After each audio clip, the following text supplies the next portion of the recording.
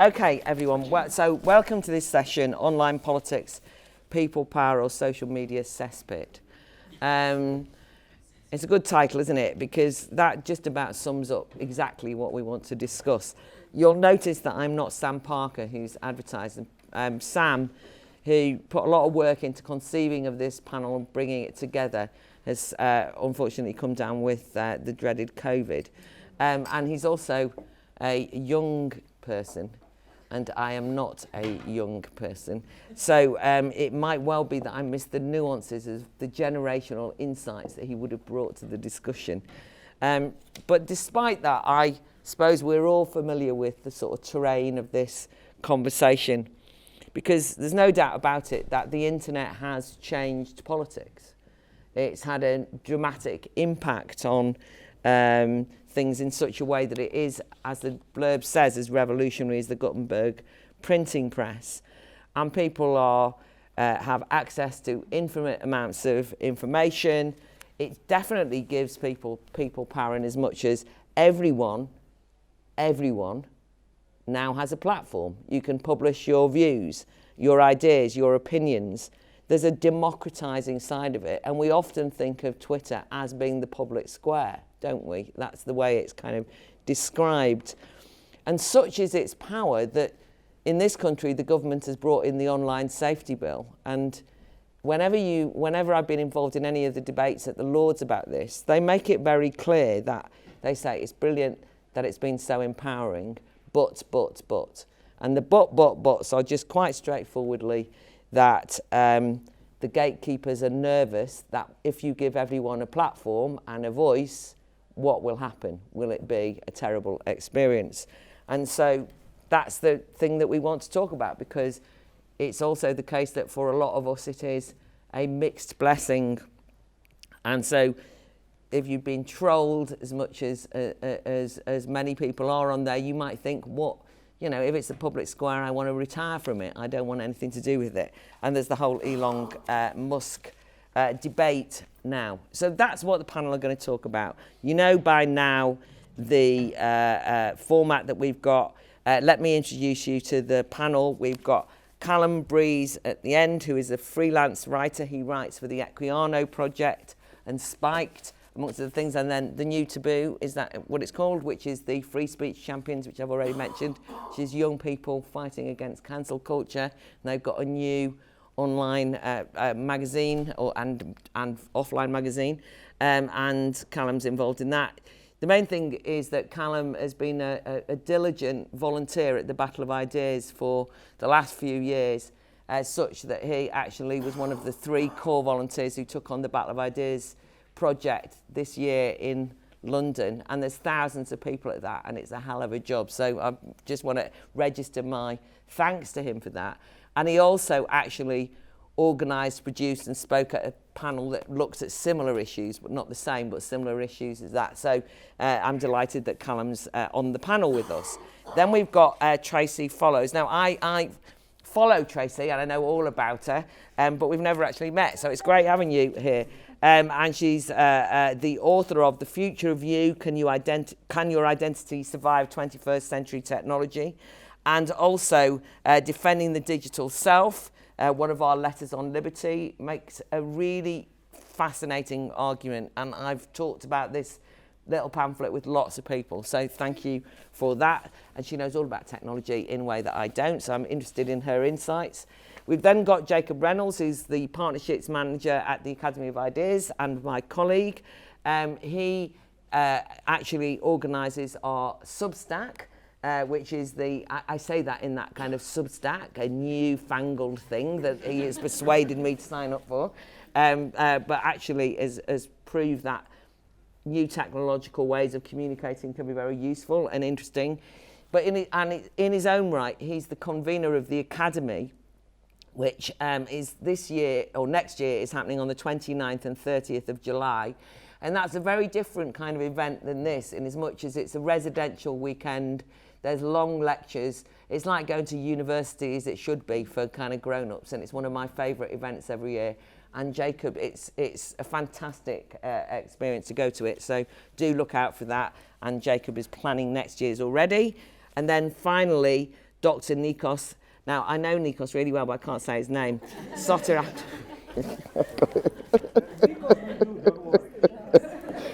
The worst thing is I know how to say it, but I'm too embarrassed now that I've made a fool of myself. Right, Nikos is actually a regular speaker at the Battle of Ideas. He's a visiting fellow of the Ayn Rand Institute. He's actually now based in Athens, but is taught in British UK universities until he finally got completely fed up of what was happening in the UK academia. He's an instructor now at the Ayn Rand University. Very importantly, he's the author of Identity Politics and Tribalism, the New Culture Wars, a book that you should all get and read. And he also, there is an Ayn Rand Centre stall outside, so do go and have a look at what they're kind of promoting at the moment. Can we give them all a warm welcome and then we'll get going? Okay, Callum, start us off, please. Thank you, Claire, and thanks for everyone coming down. So what interested me first about this blurb, and this is the David Bowie quote in which he was asked about the internet, and he said that that it's an alien life form and it would radically alter society for good or for bad with the unforeseen content and information that it will provide. And that was an interview in 1999. So the internet was very much in its primitive stages than it is now. So roll on 20 years, he could not be further from the truth. As a relatively young person, you know, I'm sort of spoiled for choice of how much information is provided to me.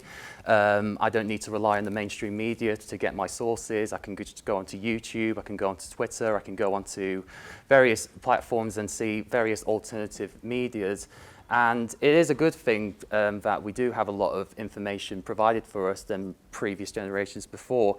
And, you know, Claire is right in saying that, you know, it has sort of like democratized the platform a bit, so people have more choice and more say, and they can actually go out and sort of report on their own stories and have access to more content. And it's particularly great when I produce a session on YouTube and how that is providing a somewhat threat to the mainstream media, particularly when it's attracting younger people who tend to rely on social media and YouTube to get their news sources. And it does provide a new kind of world and a new kind of perspective, which I feel sometimes the mainstream media fails to capture. While I no doubt believe that the internet has changed politics in how we receive our information, I believe that it doesn't go far enough, and it obviously does have its problems. Is it people power, or is it a social media cesspit? And I like to think that it is a cesspit. You know, you can go on Twitter and someone is involved in a Twitter storm, a witch hunting, for just making a comment, and it disregards the actual context. So there is an interesting essay, which I think is like nearly 10 years old now, by a British cultural critic called Mark Fisher, who wrote a book called Capitalist Realism, and he has this essay called Exiting the Vampire's Castle. And I love that analogy because he describes particularly left-wing Twitter as being a sort of vampire's castle, where people are within this castle, they are propagating guilt, they excommunicate and they throw away those who are a threat to the vampire's castle. And he believed that it's because of this identity-driven politics, which this inward thinking of yourself as if you're a woman, if you're a gay person, if you're a black person, that is more important than an actual outward-looking politics. And one of the things he tried to make sense of it was how that sort of prevented a wider discussion of how we can change society and make it better. And he references a incident that happened with Russell Brand during the 2015 election when he was interviewed by Paxman. Wherever you think about Russell Brand's views, I don't agree with him on everything. I think he's wrong on a lot of things. But the one thing that really stood out from that response to his sort of revolutionizing and changing government was the fact that the left-wing Twitter were more enraged by the fact that he referred to women as birds, and that he would use this sort of like working class vernacular, which is very common in those communities, and it was that comment alone which drove more importance than actually what he was talking about in a wider context. And that's one of the problems with the Vampire's Castle, to use that analogy, is that it seeks to individualize everything and turn everybody into sort of like into these rooms of like echo chambers. And we think about the internet as, you know, providing lots of information, making us more open-minded, making us more democratically informed. But in these cases, it tends to lock us in echo chambers. Like, I can't have a honest conversation with someone who's vegan as a meat eater because they see me as a meat eater. I don't want anything to do with you. And it's the same thing if you identify as a woman and, you know, as a gay person or whatever. I can't have a discussion which can bring on to something which we can all like agree on and change. And it's that it makes thought and action really difficult in realizing the potential of what online politics can actually do. And in that case, it propagates as much guilt as possible. The more guilt, the vampire castle has its relevance and it can prevent some kind of change. And although I like technology, and technology has made us more engaged and more democratic, I do believe it does have some problems in tying kinds of what that engagement then entails. So another academic that I've used is someone called Jodie Dean, she has a book about communicative capitalism, and she talks about something called the technological fetish. So what she means by that is it's like we have relied so much on technology to do the political for us, in the sense that we can just like, whenever there's a terrorist atrocity that happens in the world, the one thing that we can do to show our solidarity and our engagement is to change our filters to like the country that's been affected, or just put out a tweet saying like, my thoughts and prayers, you know what I mean, you know, my thoughts and prayers go out to the people that are massacred. And, you know, I don't have problems with that per se. You know, I'm guilty for changing my profile picture to the Ukrainian flag or whatever, you know, to show my solidarity. We're all involved in it somehow. But I guess my problem with that is, you know, what kind of action can that entail, and what does that say about engaging in politics overall? Does it make us more involved? Does it actually enact change, etc.? So the technological fetish is an interesting one, and it sort of gives a kind of an impassibility. It's kind of like we allow the technology to do our politics for us, to sort of like rid some kind of political responsibility, saying like, well, it's the technology that's done it for us. We, you know, they do it for us, etc. So, final remarks. Okay, so my final remarks is, do I think that the internet is changing politics for good or bad? Like I said, there is no doubt that the social media is a cesspit, and that there is a lot of stuff which is wrong with it. But at the same time, I like to think I am optimistic, and I do feel that we do need to address that there is a lot of problems with the internet in terms of like in its engagement, and I would love to have a discussion on how we can make that more democratically and realize it in its full potential. And I'll be really interested to hear what you guys have to say and what the panel have to say, really.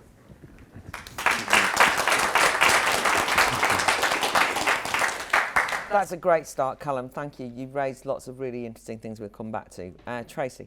Okay, so I too am going to start with the David Bowie quote, but I've been a fan since 1983. So this blurb about him saying that the internet is an alien life form, that's exactly what it is. But I don't think it's yet quite been harnessed to its full potential to be that.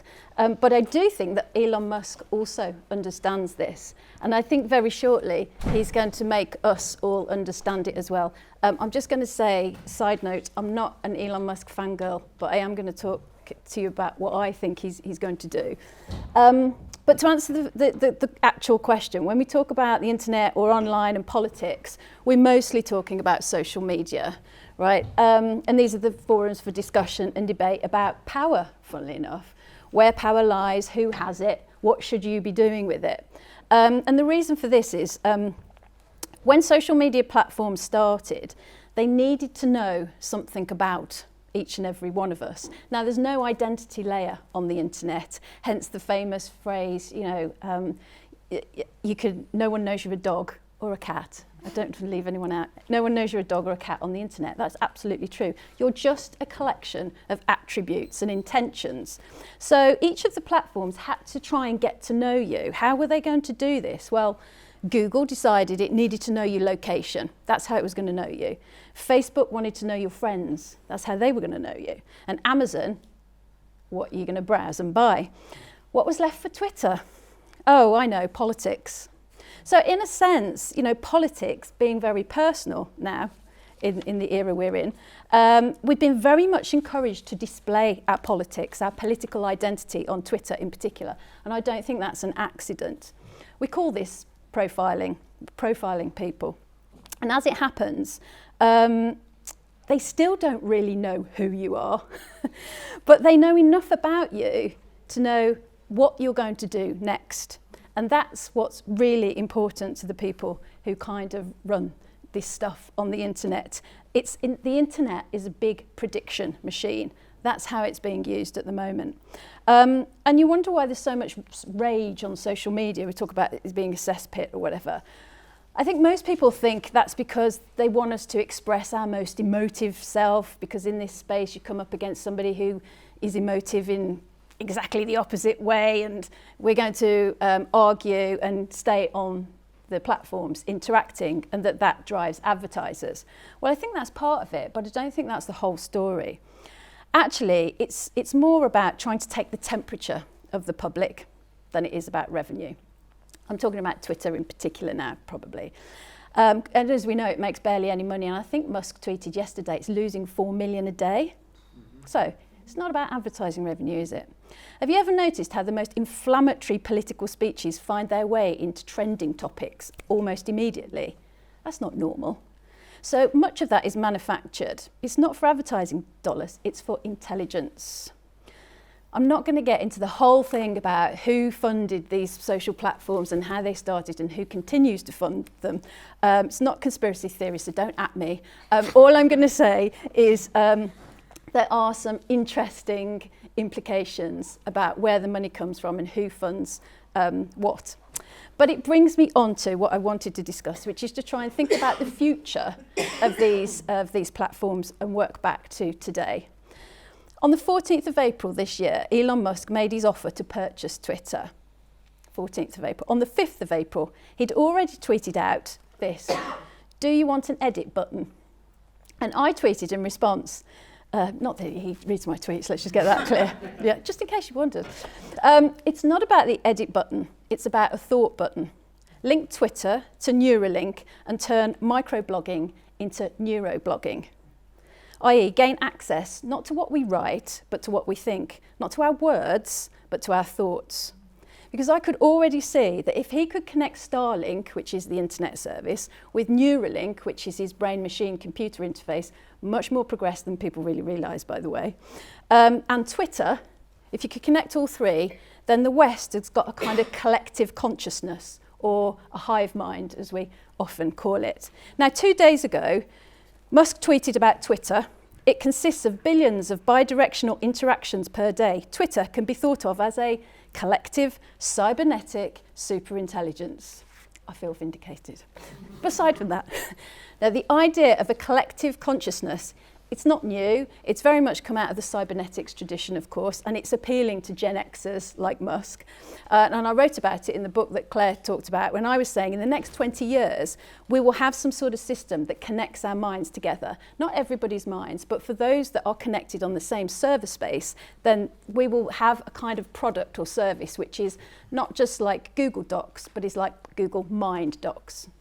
And that is going to massively disrupt the creative industries because it literally is brainstorming, right?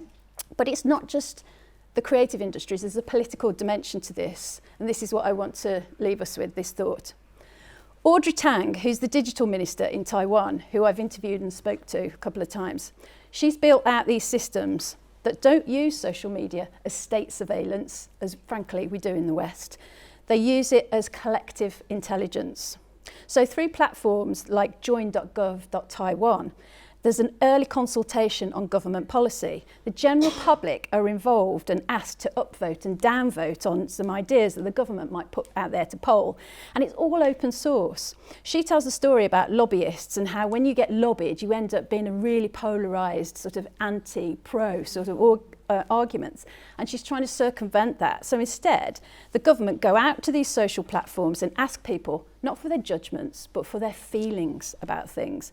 And they get their feelings, and it's a crowdsourced agenda that starts to form. Thank you. And this goes on for weeks and weeks and weeks until policy ends up having a consensus. A consensus starts to emerge, and it needs 80% consensus for it to be taken forward in any way. And of course, afterwards, the data's all open source, so it's all available to anybody to have a look. Now, I think this is what Musk is going to do with Twitter, which is why he wants to have a platform of real users and create a method of verification, and why he wants to reinvent the influencer so that they become closer to a kind of stakeholder in society. He's going to build a platform for harnessing digital democracy, which is why I think he's so concerned about enabling free speech. I think it's an end to a means to an end. So just to conclude, as Marshall McLuhan wrote in 1969, man as cyborg can exploit the possibility either of total extension of his consciousness as a world environment or a perpetual and collective organism of war.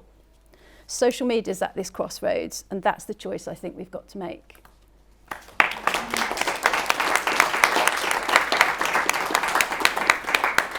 Oh, it's quite exciting. It's like futurology and everything. It's all sorts of It's actually quite a relief not to be talking about the red wall, to be frank. I mean, you know, it's like, right, Jacob.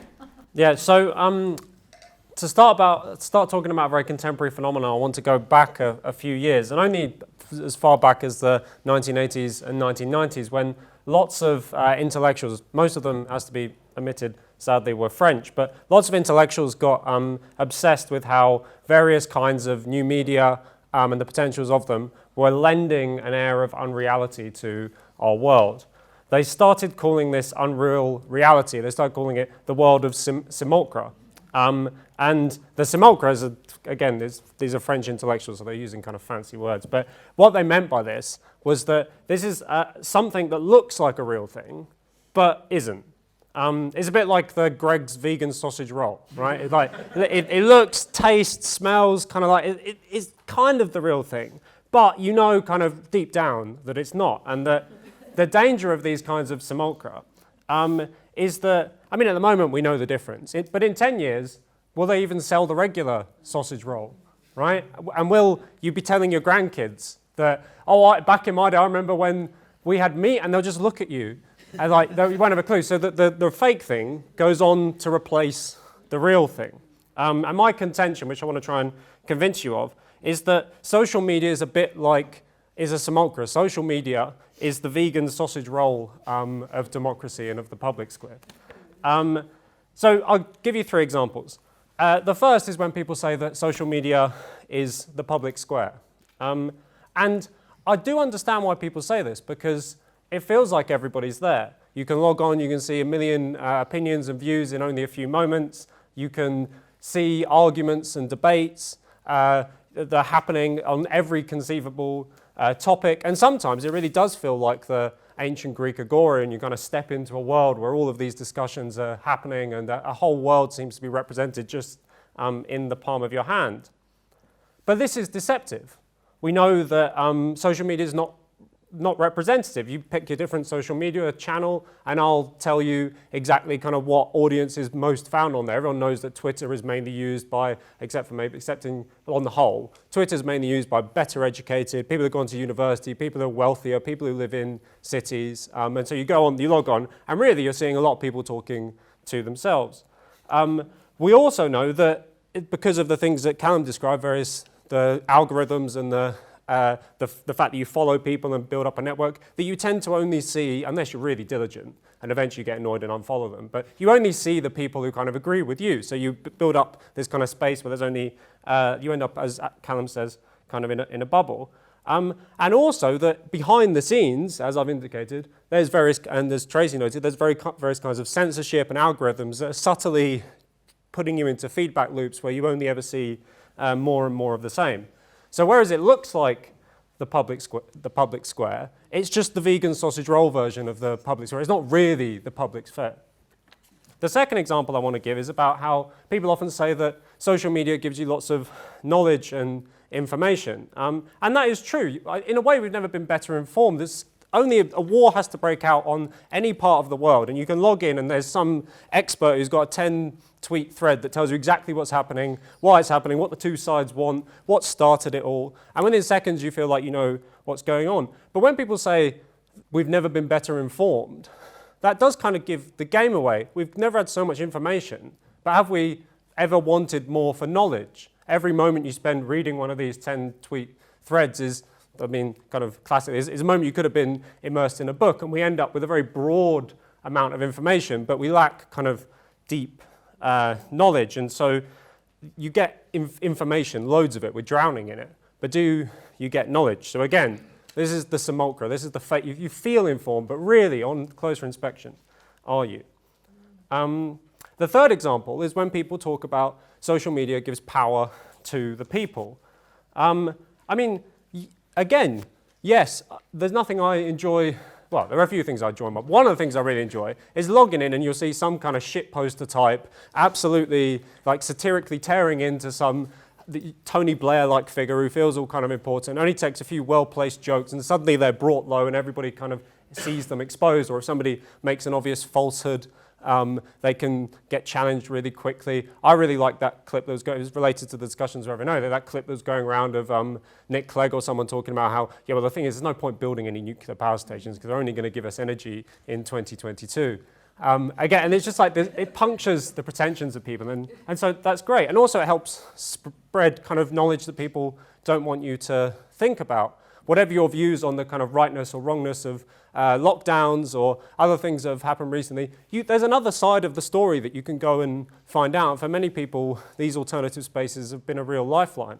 And also, I mean, at some basic level, social media does embody a little bit of the democratic principle of one person, one vote, except it's just one person, one voice. If you're clever and witty enough, your account will get as much, perhaps will get as many followers, or your tweet might get as many likes if the algorithm kind of picks you up, as somebody who's got a lot more money or better education or whatever than you. So it does give a kind of power to the people. But it also, this is the vegan sausage roll element of it coming through again. There is this tendency for these dissidents or the power that it gives to the people. It does drive you, as everyone will admit, further and further into extremes. And there's something about social media that really intensifies this tendency that I guess is present in all celebrities. But everybody very quickly becomes a caricature of themselves. It takes the dissident and turns them into a caricature of a dissident. There's various people we could talk about and name without getting too personal, but you start that, oh yeah, aren't they saying something interesting? They've got an interesting position on identity politics. Oh yeah, they're pushing back against the woke thing. And before you know it, they're talking about government ministers exchanging bundles of suitcases full of cash with shady like NGO, World Economic Forum types. And you're just like, what happened to you? You used to be just a normal voice. So it feels like power to the people, but the people it's giving power to somehow end up further and further away from reality. So, I mean, to conclude, I think that the fundamental element of this vegan sausage roll-like character of social media as democracy is it leaves us shouting into the void. It feels like democracy because we get to have our say. But really, it's kind of therapeutic. I do this all the time. I dash off a couple of tweets about something that's really pissing me off, and I feel better about it. And then I kind of meekly recognize at the end of the day that 20 people have seen my tweet and that I've got one like. And it's kind of like, that was energy that should have been diverted into real political processes.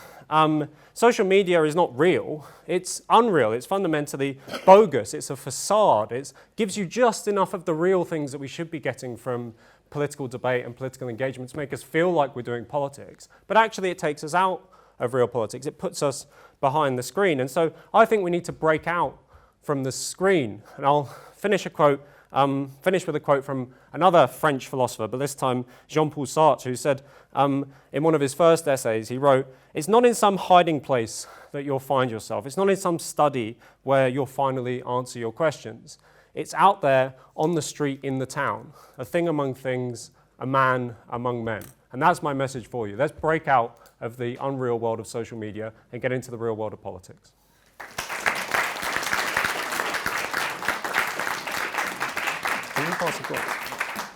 Just as a tiny aside, I think just in terms of the real world, if you think about what we've packed in here today, You just couldn't get it on social media, and you couldn't even get it when we did these things on Zoom. It just is a completely different experience. But I wanted to quote Sam, who in typical fashion doesn't trust me to chair. Perfectly reasonably, because it's not my session. But he did say something that's the converse, or no, it's related to what you said, which is he said, I wanted to explore, despite the fury over the impact of the internet on politics, doesn't the return of technocracy in the form of Sunak highlight actually that true power resides outside of the digital realm, and that real-world elite networks are still able to largely bypass the desires of the people and contain the radicalism, good and bad, of the internet? And I think that's a complementary thought to the one that Jacob made, that we're all tweeting in the public square, and in the real public square somebody else is in power. So that's worth considering. Nikos. Thank you. So I will focus more on the cesspit part of the discussion. So here's some cesspit stuff. So there was a time in my life that I believed that 9/11 was an inside job, that Stalin and Milosevic are great but misunderstood leaders, and that the protocols of the Elders of Zion, maybe there was something to it. Also, I had an ecosystem around me of people who believed the same things and a lot of material to prove why these hot takes were true. And I would like to tell to you that it was Twitter that radicalized me, but this argument won't stand because this was 2001 and we didn't even have an internet connection. So I didn't have a social media problem, I had a thinking problem. I had a problem of garbage in, garbage out. And I think this is how we should view Twitter. The problem is not that there are too many people on Twitter who are wrong. Because if you are wrong, you can correct it. There's a corrective mechanism. It's called using reason. There's a bigger problem, which is how do people form the views they form so that social media are described as cesspit. And there are mostly two ways that this happens. And it's not social media is not at the root of this problem. So how do people form their views? Or at least the people who are on Twitter. Mostly, not by looking at what is happening in the world, but by looking at what does my group think on that problem. And right and left these days is not so much about different ideas, because you will notice they agree on many things. They both hate free speech, they both hate freedom and agency. So right and left are mostly different groups. So, okay, you'll tell me, okay, Nikos, you tell us they're groupthink, oh, great, we never thought of that. It's worse than groupthink, because it goes one step further. Groupthink is, what does Claire, who is my group, believes? I will believe the same. These days, we have something even worse, which is, what does the other group think? I will think the exact opposite. Two examples of this. Number one, the war in Ukraine. What do many, quote, anti-woke people do? They say, well, Zelensky is the cause of the day. The people I hate like Zelensky. Therefore, I'm going to be with Putin. I'm going to be Putin's useful idiot. Or what happened with many conservatives and the vaccines? When Trump was president, the vaccines were the greatest thing. When Biden took over, suddenly the vaccines are bad and dangerous. Nothing changed in reality. The only thing that changed is what was the group dynamic. So this is one thing that we see in social media. Another thing is that we see people choosing what they'll think, not only based on the group, but also in bundles. So they have an opinion in one topic, and this forms their opinion in random different topics. Make an experiment next time you're on Twitter. Check someone you don't know and see their opinion in one topic, and see if you can predict accurately their opinion on random different topics. I could give many examples, like someone who thinks that inflation is a result of Brexit. I can tell you that this is probably a person who thinks the world is going to end in 10 years, or that he's a good person because he has pronouns in bio. Or if you see someone who talks about, quote, experimental vaccines that make young people drop like flies, probably is also someone who thinks that the election in 2020 was stolen, and someone who thinks that Putin felt threatened and he had a legitimate claim in invading Ukraine. So again, the question is not, the point is, why would we be able to predict this? These are completely different topics, right? The economy and Ukraine. We can predict it because people form their opinions in these tribalist bundles. Now, it's very easy to say social media is to blame for this, or some nutters who are in social media. But I will say that the problem doesn't start from social media, nor from crazy people like Alex Jones. It starts from places like this, assuming this is a university.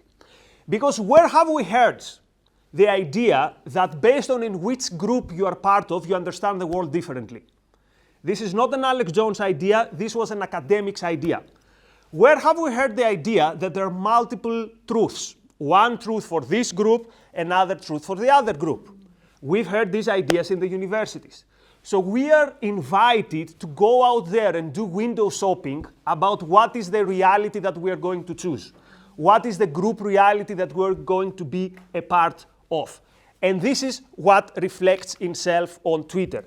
So it's very easy for the cultural elites to point at, quote, incels or the red pill community or whatever and say, these dark corners in the internet is the problem why this space is a cesspit, whereas they should watch at the mirror and say, no, the things that we have made mainstream in the culture, this is the problem.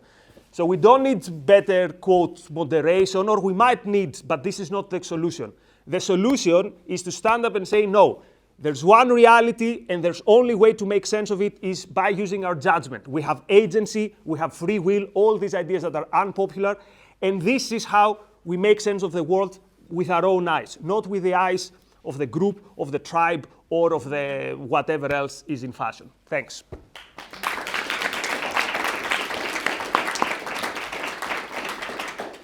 Excellent, Nikos. Right, it's very rich what's been said.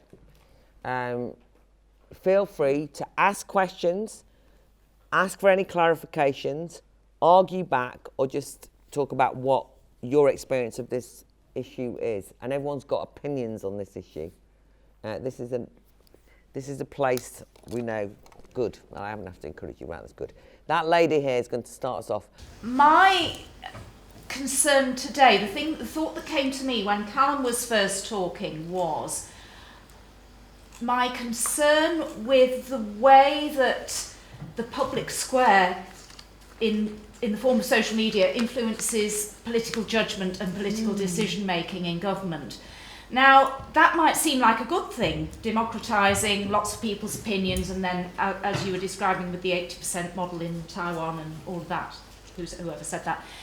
But my impression was that at the beginning of the COVID pandemic, the government were thinking in one way. They were following their previous protocols that they developed as a pandemic response and all of that. And it was public pressure that changed their mind, for good or ill. Personally, I thought it was for ill, but lots of people didn't, evidently. It was a very unpopular view. But is that right, really? Should the public decide on something like whether we have lockdowns or don't have lockdowns or how severe they are? Because it appeared that that was a public decision, not a political one or a government decision. And I'm not sure that I want the whole of the public to decide about something like a very, very serious thing like that.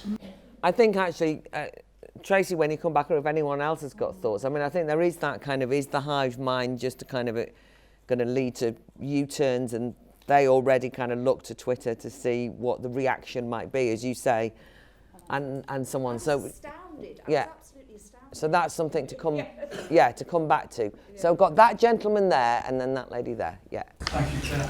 In July 2019, Facebook fined $5 billion for deceiving users about data. In September 2021, WhatsApp fined $270 million for not being transparent on data. In the same month, Twitter were fined $800 million for misleading investors. In March 2022, Facebook were fined €17 million for breaching EU data privacy. In May 2022, Twitter were fined $150 million for illegally collecting emails and phone numbers. And most recently, in September 2022, Instagram were fined £300 million for criminally misusing the data of children. If you go on any MP's website at the moment, you'll see at the bottom a little picture of a bird and an F and a little picture of a camera. it seems inappropriate to me that our lawmakers are encouraging us to embrace criminally law-breaking firms. It's almost like a form of fascism where giant business are intertwined with government. And my final point is, why isn't Mark Zuckerberg now in prison? Okay, thank you. It's quite interesting, just in terms of like there's a mood of hostility emerging, and it was also perfectly reasonably, and you made a very good point, but we also maybe want to think about whether there are positives or why so many people want to use something like this. Are we all just fooled by the vegan sausage roll? I mean, is there any positives at all? But anyway, on the back there, yeah. I think there's two things that I just want to, for me, quite important about reflecting on the growth of social media. One is that we were encouraged to go online. So the whole idea of participatory democracy was in one sense a way of the establishment, who I think felt like they'd lost touch, trying to find a way to have all sorts of newfangled mechanisms of engaging the public. And online was a way to do that. But it's the same point, that is itself a reflection of the abandonment of the actual physical public square, which now tends to be filled with German markets and other such like. So our public square has become a commercial area, and the public square that is left to us is a very imperfect, small one. And I think the point is that I don't know that they ever really wanted our opinions, they just wanted to get sounding board. And I think in that sense, Twitter itself, with its very limited ability to have a conversation, is a perfect medium for doing that, because it doesn't ask you to do very much other than just express a very passive view. So I suppose in one sense, they've got what they wanted. And if they call it cesspit, they can call it cesspit, but it's not a cesspit to me. So I think it's more a case of it's what there is, and I just think we're better than that. But I think it's it's a bit like, careful what you wish for, I suppose. So firstly, I've just followed Tracy on Twitter, because I kind of agree with in large part what you say. So am I doing your bubble or your cesspit, depending on so I think, so I'm going to be positive, I think. So it's maybe a mistake to think about social media as it is now, and to look at social media as it's evolving. So, for example, in meta sort of virtual reality type areas, you've already got companies paying money for real estate in meta. People going to attend concerts and sports events and events like this in the virtual world in a way that's kind of only partially imaginable now. So, I think what that means is that, whilst I'm a big fan of reality on the whole, that actually does become part of our reality, and it will be increasingly as important to win the battle in those areas as it is in the real world. Yeah, I'm kind of interested in this whole thing about how you go online and it's a kind of a safe space to just vent in a way, whereas if you say some of those kind of things in the marketplace, as it were, you might get your face stoved in. I was in the joke session before, and that was talking about how people don't feel like they can say, "Oh, I'm not very happy with that that's like workplace bullying." But what I'm going to do instead is go to HR and talk about it, because they don't want any confrontation. Whereas online, you can just go on and do that safely in anonymity, and the fact that you're in a virtual space. Which came first? It goes back a bit to the question up there. Is it something they gave us because there was no physical space, or is it that people have changed and they prefer that to go online and just do that without being face to face, having a proper discussion where you know who you are?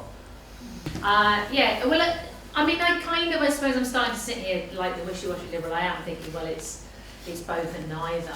But I think the comment at the back was really perceptive, that in a sense, we often look at technology and think that the technology is shaping the thing that humans do. And although in one sense it does, in that, I mean, as somebody noted, the things that we get in our social media feed are partly chosen by us, partly chosen by the people that we have chosen to connect with, but also partly chosen by the algorithm for the purposes of whatever platform it is, which is mostly to profile us and send us advertising or whatever. But then in another sense, the technology emerges to give us what we are looking for. And so I think in one sense, the social media as a political space has emerged as the rest of political space has shrunk and contracted, and the less public say we the public have in actual politics, the more we go looking for something, and then social media platforms spring up and go, hey, talk about it here. Which is not to say that there is no potential for using them as long as we recognise the limitations. But I think it's very revealing that the way it's talked about as, isn't it cesspit, isn't it awful, and the instinct of governments to try and control it and contain it and make it nice and clean and civil really is almost just another phase in the way that governments have always felt uneasy about, ever since the entry of the masses into politics, when we first managed to get the vote 100 years ago or so. There's always been this sense that we are unruly and unpredictable and rude, and we'll probably veer off into fascism at the drop of a hat and all those things. And so in a sense that the discussions now about isn't social media awful and full of abuse and we must control it, is really just a roll-on of that fear of the public having a public voice, and that our instinct to find some level of public voice is a good instinct, but a really good reminder that we shouldn't overstate how good a forum the internet is to exercise those instincts. Thank you. Tracy, anything you want to pick up? I think I should make it clear, I'm not saying that what I think we've got at the moment is social media. I don't really think it is. I think what we've got at the moment are these platforms where we give off a lot of data about ourselves and people profile us. They're not about engaging the public, they're about monitoring the public. That's what they are. And whilst I agree there was the kind of idea that, we want the public to participate and let us know what you think. The minute you say something they don't want to hear, then you're a dissident. And so in a way, and I don't want to over-exaggerate it, but a lot of this is, these are political tools for, sounds sinister, building dossiers. They are for profiling people. And I think Nikos made the point about how good these machines are at predicting. And that's what they're there for a lot of the time. So I just want to come back on your question, your point, which was quite right, about the pushing for kind of lockdowns, for example. I don't think that came from the public. I think it came from broadcast media. I think it came from broadcast media, it came from the people who were funded by like global health and were very close to governments and felt like they already were in lockstep with some kind of, I don't want to use the word agenda, some approach that should be taken on globally. I think actually if you looked at Twitter at the beginning, lots of people were like, what's going on here? Yeah. And of course we saw the videos of Chinese people kind of falling over in the middle of the street, all of that sort of stuff. I don't know where that came from. I don't know if that's real, unreal, whatever, to Jacob's point. But I never got the impression that the pushing for restrictions and constraints on us came from the public. And so what I'm really arguing for and saying that I think might come in the future is something that is similar to what they do in Taiwan, which is a proper social media system. It isn't just a thing for broadcasting out propaganda or broadcasting out what you've been doing or what you had for dinner or whatever. It is a proper collective intelligence where you're going to ask people for their opinions, not allow them to just kind of spew out whatever comes into their head. And actually you do create as big as possible a participatory democracy or collective intelligence so that you can properly use it as a bellwether or some sort of consensus to in turn inform public policy and government policy. But we aren't there yet, and we're probably not going to be there yet for, at least 10 years. But I think just wanted to make sure, I don't think social media at the moment is social media. I think it's doing something else. Okay, thanks. Callum? Yeah, this point about putting pressure on politicians via social media. I mean, Tracy is right in saying like a lot of the pushing for lockdown wasn't really much of a public thing. I mean, it was I did get that impression through social media, loads of people calling for lockdowns via social media. But what I know for the fact is not everybody's on Twitter, so it wouldn't be it just doesn't strike me as convincing, but the broadcasting did have a huge effect in swaying the government into pushing for more lockdowns and pushing for those kinds of policies. And, you know, and this whole thing about, you know, everyone's got a voice on like social media. I mean, I do feel that it, you know, going back to the technological fetish I was talking about earlier, it does give people this impression that, you know, I do have a safe space, I have a platform now where I can spread my views, I can, you know, say what I like, and hopefully this will sway people in another way. But when we get to talk about the reality versus unreality, you know, it's not really reality to me. It's this sort of illusion that we are having a say and that we are sort of democratically involved. Like, it's just the same thing as just like, you know, posting a picture of your dog thinking the whole world's going to like this. You know, not many people are going to really like it in real life. But no, I don't think it's, I mean, there is definitely a lot of vile from, you know, for the pushing of certain policies. But no, I don't think it is totally from social media. It's more broadcast media. Okay, thanks.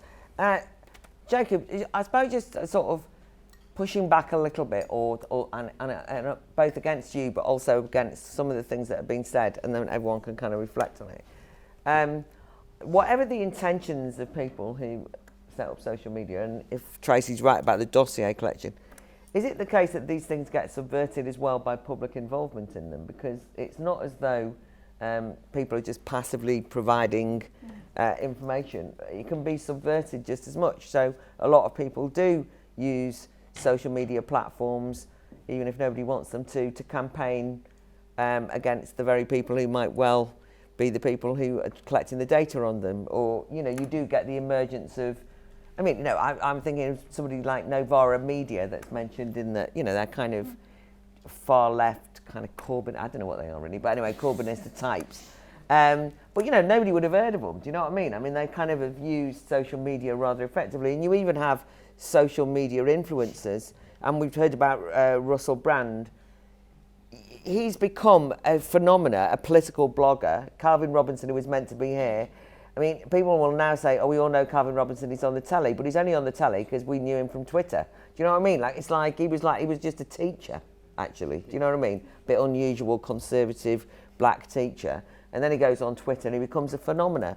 And then he gets his TV thing, and you can't remember which way around. So, is it straightforwardly that we're the victim of it? I don't want to just imagine that I can't tell the difference between the vegan and the sausage roll, but sometimes there's something to be said for a vegan sausage roll.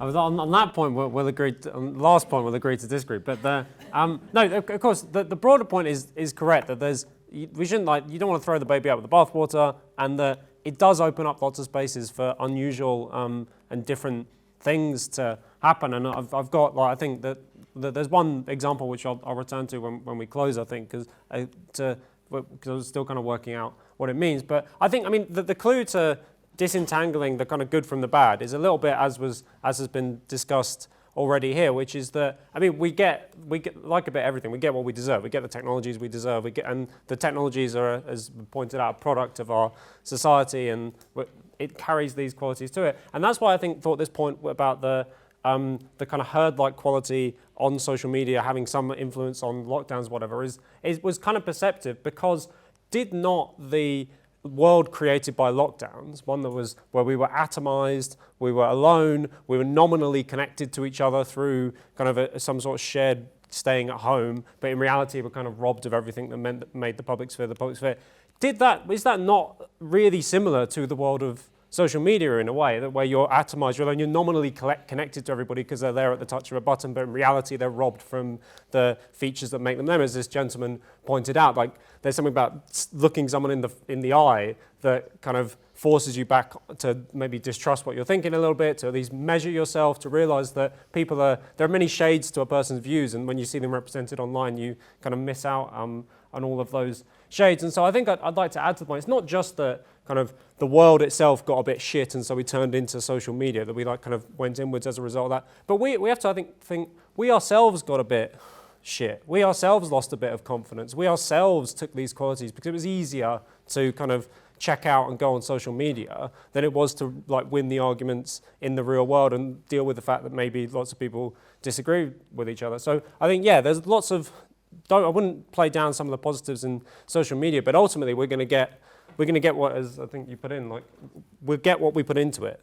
And at the moment, when we feel kind of beaten up and insecure and unable to take our own freedom seriously, that's kind of what we'll get out of social media as well.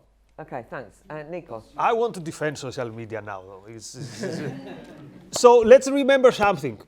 Social media has given the opportunity to so many people to have a voice that goes beyond where it would otherwise go, number one. Number two, someone created these things and it wasn't easy.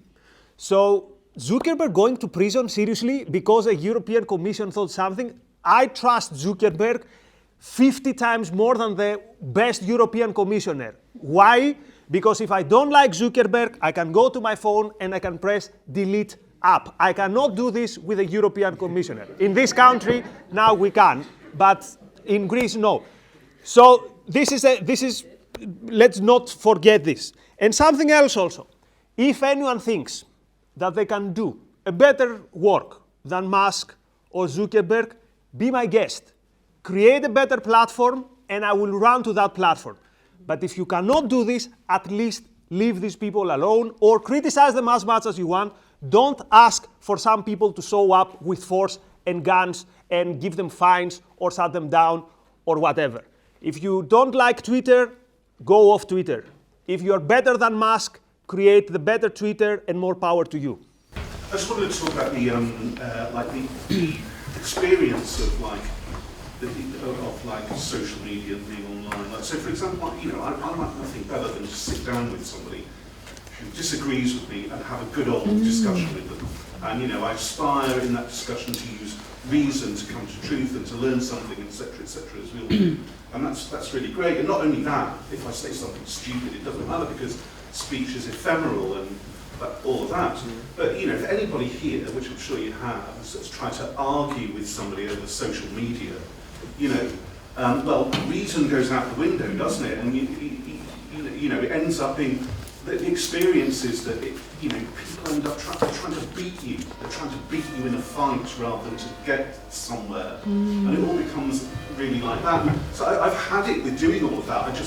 It's something I've done once or twice in the past, and I've had it. The worst thing is that, of course you have to wait for an answer sometimes, and then it becomes, instead of like a conversation, it's more like bloody admin. You kind of have to look back and go, have they said something in response yet? And do I need to respond to that? Otherwise I look like an idiot if I don't. I look like they've won, and dude, it's just awful. But so the point that I'm getting towards, though, is I wonder if there's a way out. If the simulation. I mean, at the moment it's like it's very primitive, isn't it? Writing text, and a lot of people aren't good at writing text, which I know because I sift through hundreds of emails every day. People are terrible. So on social media, half the time it sounds insulting when it doesn't need to be, etc., etc. Anyway, there's no nuance, is the point. So I wonder if in the future, if we're heading towards the simulation becoming more like the reality, so that you can't tell the vegan sausage roll from the, you just can't from the meat one, will we get to the stage where I'm wondering about some kind of immersive world that isn't real, but in which I can sit down in a virtual pub and have a virtual proper conversation with somebody? Is that a hope for the future, do you think, or is that a false way out? Is there going to be some other way in which we're going to be snagged? The other half of this talk is called People Power, and we've talked a lot about social media cesspit, and I don't disagree with most things that have been said. It absolutely is a cesspit, but there's the potential there for people power is amazing. We saw it with the Arab Spring, which obviously nosedived pretty fast. But I don't think that the problem was that it was organised on Twitter. I think the problems are the complex geopolitical problems in that region. I've done a lot of organising, political organising over the past few years around one particular issue, and I found people through social media, because my friends didn't feel the same way about this one particular issue, and I've connected with other women on Twitter. I saw them on Twitter. I didn't know some of these reforms that were being pushed through by the back door were being pushed through until I saw it on Twitter. We started organising, I started connecting with people, and that did translate into real life meetings, and that's the point. I think it can be used in tandem. I think the power is amazing. We managed to, well, it's about the Gender Recognition Act, we managed to roll back that, but it's very much all strategies are necessary. It was going through court cases to make case law. It was also just normal gobby women like me connecting with other gobby women through social media, you know, and so I think that we can easily get into a little bit of rumination about how awful everything is, and it is awful, but there's power there. We all have the power to do something, and social media has given us that power. And also with the lockdowns, I found it quite useful to be able to connect with people who could give me data in context that helped make me feel sane rather than a looming death figure without any context night after night. Okay, thanks.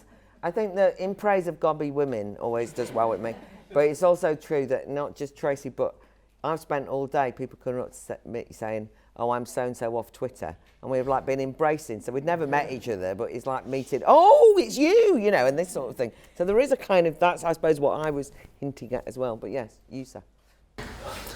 So, I just don't think it's a fair distinction between public square and social media at all, particularly in the way it's been expressed. We organise socially, people organise groups socially if they want their attention. It's the same thing, but amplified in online. So I don't really see why we should eschew one and embrace the other. I think it's a fallacy. I think they're both as valid and as useful. Lastly, I think picking up on this guy's point, it makes politicians of all of us, because really we're just interacting with people that we've never met and look for more attention so they can continue to listen to our voice. The only thing missing is our ability to, you know, make it happen, which probably if we took more steps we could do. So. Okay, thanks. Yes. Thank you. So one issue I'd like to bring up is that of attention spans. You hear a lot of people talking about, oh, social media has made our attention spans so much shorter, we're all goldfish these days, we can't pay attention, we can't finish a book, and so on. And I know people personally too who have, you know, tell me they have these problems with focus and concentration and so on. So my question for anyone on the panel to pick up is, or questions, I have several. One, do you think it actually is a problem? Two, do you think social media is part of the cause? And three, how does that affect politics, if so? Because we end up having these Twitter experts, these, you know, quick takes that are probably not at all getting into any nuance, and I think that could potentially be a problem. So. Okay, thanks. Yes. Yes. Dr. Nikos's point about the tribe. Theory I've got, you know, we all formed tribes 10,000 years ago, and it was the natural way to protect. And part of it was to protect your tribe, but also to feel defensive against your tribe because you're going to steal my food and cut my head off. Okay? One of the things we've tried to do to civilise ourselves is to find that outlet without killing each other, and we have found ways to do it. One of the ways is team sports. My team, Tigers versus the Lions, we have a beer afterwards and don't kill ourselves.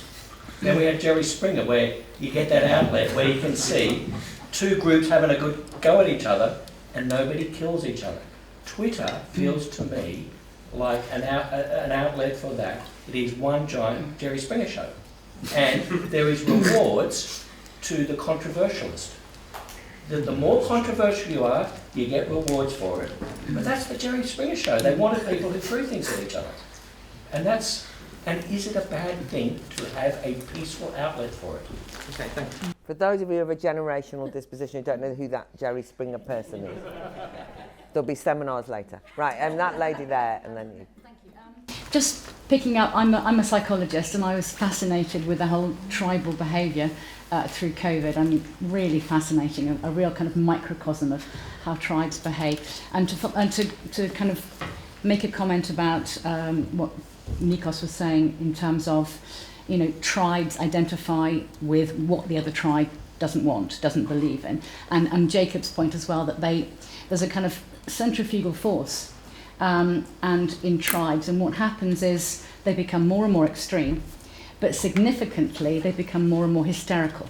And therefore there's less and less rational thought. So one thing, so within the COVID system, COVID period, I rather jumped into the lockdown skeptics kind of camp because I thought it was very concerning in terms of coercion and also mental health. And very, very quickly, many people in that group decided that everything from the mainstream media was a lie, deliberately. Therefore, the only thing to be trusted was some weird channel somewhere out in the ether with some strange person shouting from, you know, a little kind of days in Canterbury somewhere telling you what the truth was. Very odd. But also, very quickly, I noticed that some really, really bizarre extreme thinking came up. And they also tended to believe that anybody within their tribe, anybody who was a lockdown skeptic at all, must believe the whole thing. So I had people saying to me, you therefore know that the vaccines are there to kill people within 2 years. No. I had people saying to me, oh, therefore you don't believe in lockdown, therefore you know that the royal family are aliens who eat babies. No. You wouldn't go anywhere near a vaccinated person because they're going to infect you. Literally. And these were people who 6 months earlier had expressed quite rational thoughts, but they had become quite crazed with their own hysteria. Very interesting. I think that deviation, and this happens on all sides, any query at all, people said we've got to be sceptical and challenge the orthodoxy, and then you'd say something that would deviate from the script, and this could be any number of tribes, by the way, and immediately you were controlled opposition, bought off. I mean, that was immediately what was assumed. So it was disconcerting, and the opposite of free thought, in fact. Yeah. Nikos, I'm just amazed you know me better than my wife. It's quite scary, actually. But I think it's fair to say, actually, you're not saying all those things they're all wrong. I mean, it's possible that you could be correct about all those things. You just understand how people think. I may be wrong about that. You may think I'm a complete idiot. One thing you've not covered, though, which perhaps somebody's alluded to it, but there's this issue, I think, and it's not really in the title, but there's the surveillance aspect of social media really worries me, and what is allowed to appear on social media and what can't appear on social media. I mean, presumably most people here would believe that the Chinese government is using it in very nefarious ways. I think there is reasonable evidence to show that certainly it's happening in America. So I don't see why it wouldn't happen over here or anywhere. So that was a question really to what you think about it. Okay, thank you. So the last comment is that gentleman there, and then whizzing across for final thoughts. Yes, you, sir. Yeah. I just want to pick up on what was said over here. Social media, the one thing we've got spoken about really is the social side of it. You know, the use for family and friends and for interests. And for me, that's what social media has now become. I think if I go back a few years when I used it actively from a political point of view, I fell into one or two categories. I fell into the category where I was finding like-minded people who were echoing my thoughts back to me all the time. Or the category where I challenged people with whose views I disagreed, but ended up being attacked on a constant basis with no real genuine debate of any sort. I just felt that at the end of the day, when it comes to this idea of social media for political reasons, do we really have a voice? Okay, thank you. Excellent questions, points from the audience, by the way. Callum, your final sort of thought that you want to share with us, please. Yeah, I mean, I sympathise with your point. Like, when I'm not involved in politics, I do get involved in a lot of football banter. And when I do say something quite outrageous, you know, it's just an argument that I wish I never got involved in the first place, because it's never ending. You know, I go to bed and wake up, there's like 20 notifications. It's just like, God's sake. And I'll never meet these people in real life. So, but the point about people power, I do feel like although I do think social media is a cesspit, there is definitely some signs that it can be fundamentally a people power, and I can see that with a lot of young people using social media and getting involved in politics. And you can only look at the rise of like Jeremy Corbyn and how successful his media campaign was in drawing out who were like politically homeless young people who didn't really have a say in politics, and whether that could be like cringy, like I know some of my friends who I know who are not very politically engaged would have like their filter with Jeremy Corbyn doing the dab with "for the many and not the few." I question whether if they're actually politically involved or not, but I do feel like there is hope, and although I do feel like there is a way, it is very pessimistic and the vampire's castle is pretty much like solid shut and we're not going to break it down, but I do feel if we are to harness it in some way and try and make it more authentic, then I feel like it can break down. And just the point about the attention span thing, I think it is a problem, like, because there's so many articles that I see on Twitter that I just read through really quickly, and I've got 20 others that I'm probably never going to read ever again, because it's just like, this one's interesting, I might read this one later. So I think it is a problem, and it does make the whole point of taking things out of context more valuable as well, because it rids that patience to actually go and read the person's argument and actually taking it out of context. Okay, thank you very much, Callum. Tracy. Concluding thoughts. I think social media is a tool. It's not a tool that's being used by or for us currently, is my feeling. And I think there is an alternative vision for the future where we can use social media or some kind of engagement platform which invites us all in, all of society, for it to be used to allow the public to set and decide the public policy agenda. And that's why I was trying to use the example from Taiwan. So actually, I have been talking about surveillance. I've tried not to use that word too much, but I think we are in a bit of a surveillance mentality with social media now, and we could move to a collective intelligence. And so finally to say that I think that comes from a broader culture. In Taiwan, there is trust amongst each other and between the citizen and the government. At the moment here, there isn't that much trust between the citizen and the government, and the trust amongst us all, not us here, but is receding partly because of that. And so I do think there is a potential for a collective intelligence, a wider programme of trust for arriving at public policy that creates one tribe, not many tribes that sow division against each other. Okay, thanks, Tracy. Jacob. Yeah, so 3 quick ways then I think that you can use social media for good. Tracy just talked about the first one, which is you use it as a tool. We can use it, as the lady says over there, we can organise better using it. We can and people are figuring out how to do this, and more power to them. I think the other way is, if my thesis is right that it's kind of unreal, well then the best use of unreality is often to just treat it as unreality. And so I love the shit posters and humorists and ironists of Twitter, and I think more power to that. I love when you see some guys like some pirate skeleton avatar person mocking Joe Biden for being a senile idiot. I want to see more of that, right? The third way is when reality and unreality somehow collide, and that's where something new is going to be born. And I think this is my the tentative thesis. You see some of that happening in the unexpected place at the moment. You see it happening in the war in Ukraine. Which is at the same time this huge, very inspiring collective effort of self-determination. At the same time, what is towing a tank with a tractor other than a gigantic act of shitposting?